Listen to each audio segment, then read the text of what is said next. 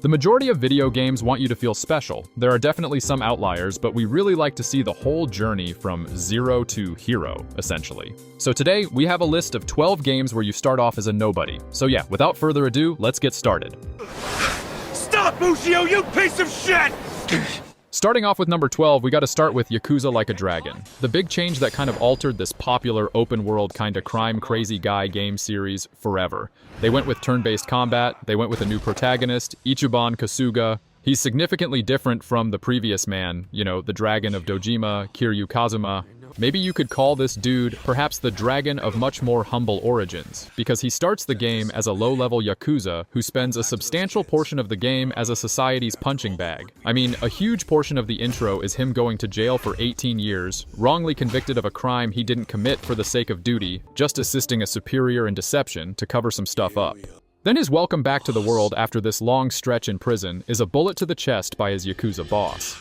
This dude doesn't get it easy, to say the least. He's just an underling who gets out of prison and almost gets killed right away, and the world as a whole has just moved on without him. There's some dramatic highs and lows in this game, but arguably, it takes effort and a long time to really feel like an actual hero in this one. It's a testament to the character, to the story writing, and the role-playing aspects. You know, you get put in his shoes, because still, somehow, on his personal journey, like despite being rock bottom, he remains relentlessly optimistic and like a positive character, and I really like that aspect of this story. It's me. It's me! What is happening? Moving over to number 11, we have A Plague Tale: Innocence. Now, of course, adding this game to a list like this is cheating, because the main character is technically a noble. But hear me out, alright? Amicia, while she's noble, she's still just a kid at the start of the series, and compared to some other games out there, like she's not even fighting rats directly in any way that makes sense. The rats will just straight up kill her instantly. In a world where the plague essentially creates these apocalyptic hazards, the rats who, and the bad guys, you know, human enemies, will just kill you without a second thought. The world of this game, the games, is unforgiving. Even a child of a noble can in a split second see all the privileges of wealth and prestige ripped away from her. Like the remains of Amicia's family status can maybe protect them from regular bandits and thieves, but the rats don't care. You know, Amicia and her sickly brother Hugo aren't any less immune to being chomped to bits by the rat plague than anyone else. And it's through their wits and a little luck that the siblings are able to survive. And to speakers to how desperate and dire things get for them. Probably like the biggest revolution for Amicia is learning how to kill with a sling. But even there, she is still hilariously outgunned by the enemies that they're trying to kill. And so this story, the first game and the second game, very gripping and just kind of a true zero-to-hero underdog, down on your luck, fighting crazy odds story.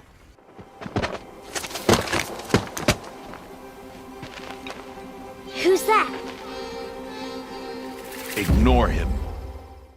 Now at number 10, we have Horizon Zero Dawn. Considering how little Aloy knows at the start of the game, she's basically a random wastelander with no affiliation to any major group or knowledge of the dangerous reality. No real understanding of the old world, the past.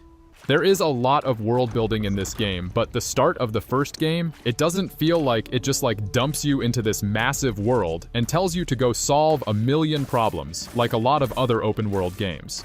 Here, the game starts a little more slowly, mostly focusing on like Aloy growing up personal stories, and that's all you have at first, and then the world really opens up. What starts as a pretty insignificant personal mystery with Aloy trying to figure out where she came from, how she was born, becomes, spoiler, semi-world ending. Aloy has to kind of like unravel huge mysteries and learn a lot just to get to the point where she's able to survive the many new enemies introduced over the course of the game. It's one of those things that happens gradually, if you notice, over the course of a long game. At first, it feels like there's just you and a few isolated villages, and then you explore, and then you meet a few major factions, and then suddenly, the map is huge and there's robot dinosaurs everywhere trying to kill you at any moment. One of the cooler things about this series is just how involved it is, both Zero Dawn and Forbidden West. They're both great science fiction tales that transform characters into full-blown heroes, but when you look at Zero Dawn, we love it because Aloy doesn't start out as any such hero. She's just, you know, a girl on a journey to find some answers. Sure, pretty video gamey, but the game starts on a pretty low footing, and we love to watch it unfold. Flight attendants and cabin crew, please.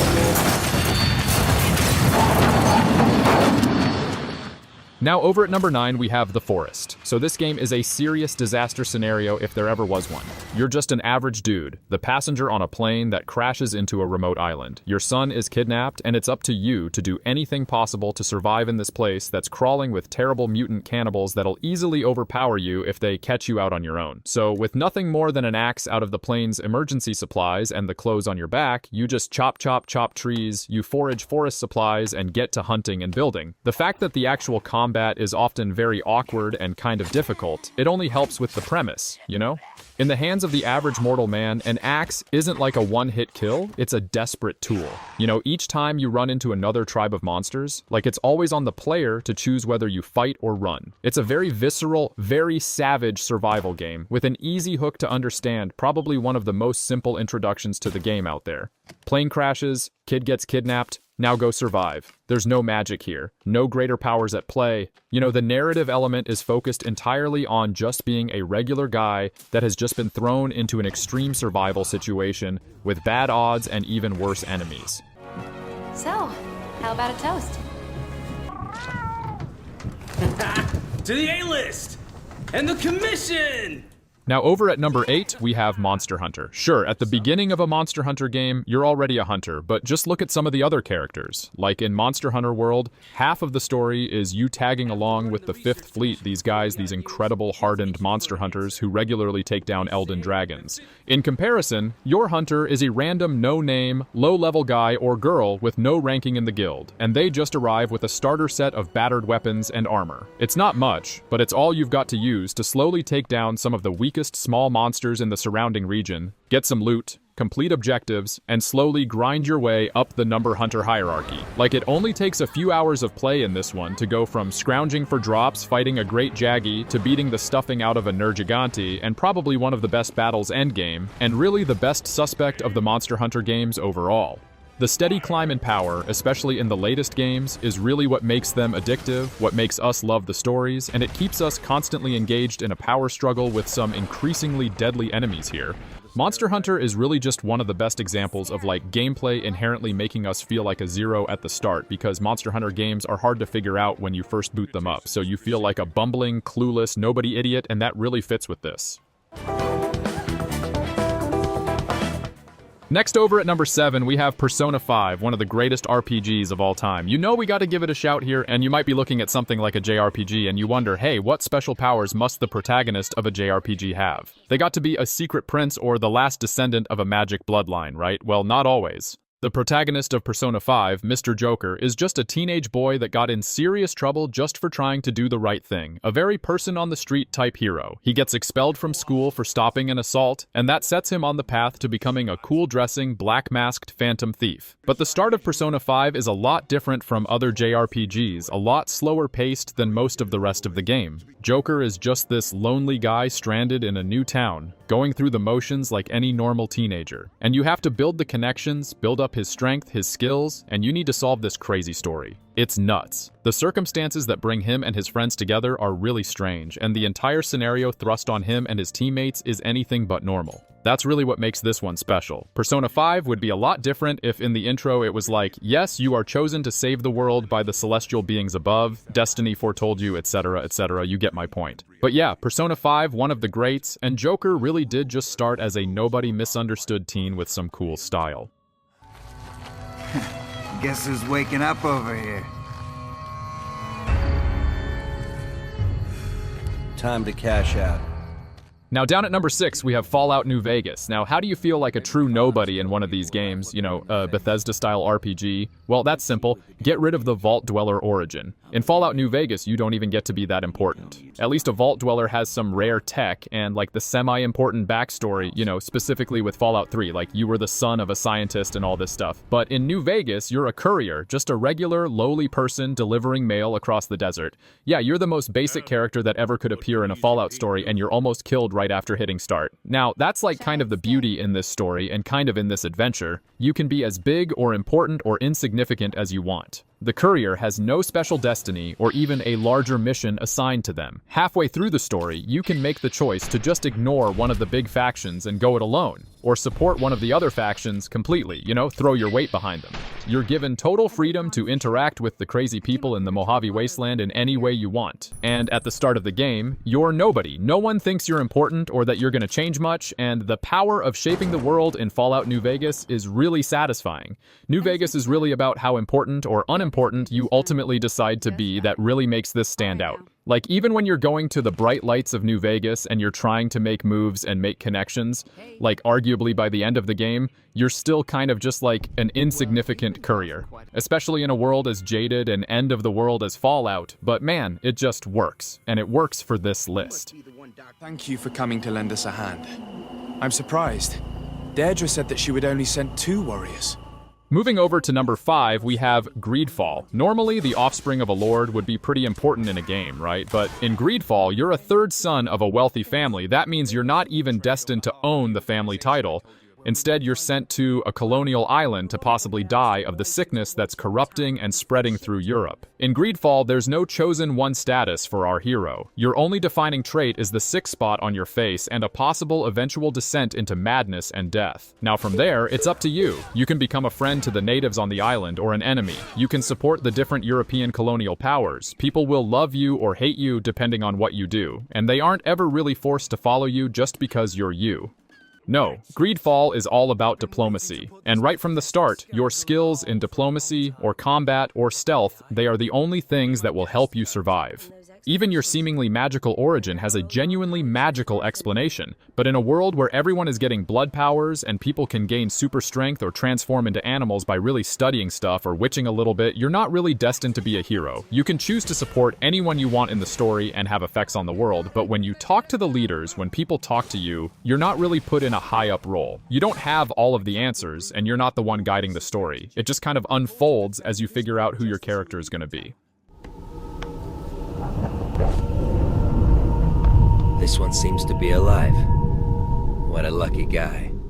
Next, over at number 4, we have Stalker Shadow of Chernobyl, one of the best survival horror open-world games ever made, and it's a game where you really feel like a nobody for the majority of the runtime. I mean, one of the very first missions forces you to team up with other stalkers, and they are so much more powerful than you that they can easily do all the shooting for you if you just stay quiet. Unlocking the best weapons or armor in the game doesn't feel like it truly helps sometimes because you as the character are so insignificant. You're not going to fight entire armies of soldiers single-handedly or battle through hundreds of enemies, and you'll still probably get picked off by a lucky grenade or a sniper in like some weird hidden place. Or if you're me, like 6 more soldiers you didn't see coming after you finished mowing down a bunch of guys and you thought you were done. Nothing is more humbling than being a nameless stalker because, hey, even that's not your real identity. You're actually a totally nameless blank slate that can be unceremoniously replaced by any other stalker in the desolate wasteland that is this game, and that makes the few instances where you do get to be a hero still feel pretty insignificant, and I love that. You're just one lone wanderer in the Stalker series, and thankfully Stalker 2 maintains that whole vibe because that is 2 of the best things about this game. It's like the fact that you are nobody. You are just one person in this world. You're not the chosen one. East versus West, it's got a little bit more of that original 1970s Mad Max type flavor of post-apocalypse, and that's something that I think a lot of us love. Oh, motherfucker. Everything chill, mano? Some bastard tried to mug me. I handled it. Now over at number 3, we have Cyberpunk 2077. V may have a famous name in the cyberpunk world as the main character, but there is no way to start this game and actually feel important. It takes about half of the game for things to look even a little good for V. I mean, it's kind of all there in like the description of the main story missions, right? These main story quests all sound like the dark downward spiral of a nobody turning into an even bigger nobody. The first job you try to pull fails. You're on the run one moment and have the soul of an influential rocker boy slowly taking over your mind and stuff. Like Cyberpunk 2077 is all about grime and darkness. The rewards are often invisible or thrown away with a snort from the few corporate people you interact with. This is a world where being a nobody just means you're everyone. Everyone's getting screwed over. Everything's kind of chaotic and helter-skelter. We're all together kind of stuck in the same boat, you know, with Night City being just a special breed of awful place. What makes Cyberpunk 2077 a game where you clearly start as a nobody have such an impact on players is the way that nobody is wrapped up in a whole story of somebody's. You know, the people you meet, the stories and side quests you deal with. The highs and lows are there, all woven right into everything you do. You know, yes, certain points of the game are win-win more than some losses, but it's all peppered in. You can fail big contracts and feel lower than low. You can fall for people and fall out of love. You can feel like you're really establishing yourself when you pull off some big missions, but then only to have the rug ripped out from under you immediately after. It's very well paced, very well done, solid writing, but at the end of the day, you're just some guy or some girl trying to make it in Night City. Now down at number 2, we have Mount & Blade 2 Bannerlord. Playing this game for the first time is pretty humbling. You're given very little to work with. Your starting gear is terrible. Your only followers at the start are random townsfolk that barely know how to hold a sword. And even the random bandits on the map can wreck your day and tear apart your group. There's one question that has no real answer in Bannerlord, and that's, who are you? You're not a king or even a lord. Anyone with that title can command whole armies of troops right at the start, when you barely can keep together 10 guys with rags and sticks. So what do? You slowly work your way up by completing missions, expanding your group and your influence in any way possible. If you want to become someone important in this world, you're gonna have to fight for it, start at the bottom, and then eventually become that king marching in with hundreds of troops ready to take on the world. This is a world that's realistic to your realism for your average game, but everything is small scope. Everyone kind of has their limitations and their roles when you start exploring this map. This isn't a world where miracles are gonna happen, or sacred heroes are guaranteed to do the work and forge new kingdoms successfully. The choice is just as much in your hands as this kind of lower, random, no-name guy at the start of the game. And yeah, at the beginning of Mount & Blade 2 Bannerlord, the world is waiting, you're kind of just nobody, and it's awesome. Get up or I'll come get you up, you slugabed. Hear that? You'd better not vex him. Now down at number 1, the last point we're making here, it's Kingdom Come Deliverance, which really feels like it's actually tailor-made for a list like this. In a world of video games where you today are more likely to start a game as like some god king with magic powers and incredible world-bending strength and abilities, getting a game like Kingdom Come Deliverance is refreshing because, in a lot of ways, this game is really about the journey of going from absolute zero to relatively useful hero, and even that's debatable. Henry has like no skills. Even in RPGs where technically your character is already pretty skilled just because of your base stats or whatever, in something like Kingdom Come Deliverance, it's not the case. Candles will kick your ass. Basically, you have to learn everything on the job and look like an idiot while you do it. There is no tutorial island here. You're not spoon-fed superpowered gear on your first quest or anything. You don't leave your home on this epic journey to claim your birthright as the world's strongest orphan or something like that. No, you get out of bed, fail at everything you try to do for your dad, and then watch all of your friends get horribly murdered. Yeah, sorry if that's a spoiler, but if you've played the game, you really understand, like, it makes for an incredibly emotional opening act, and then an incredibly fulfilling journey. Like, failure is the game, and every inch of mastery at even like the basic things of sword fighting, or even doing a rugged old dirty medieval fist fight, feels worthwhile because, man, when the game starts, you stink. You're bad at everything. It's that struggle that some players couldn't get into, but for us, it was just like another great element to a great game. Like, just look at it like this. By the time you're able to kick any ass and take on groups of soldiers or pull off anything big and noteworthy, you're pretty far down the road in Kingdom Come Deliverance. It's what makes this just such a rare and satisfying video game. As good as it is, it can feel like a humble journey that by the time you can do anything, you feel like a void cool hero. And, you know, maybe a bit of a badass too with armor and stuff. It's great. It's why we're always going to talk about Kingdom Come Deliverance.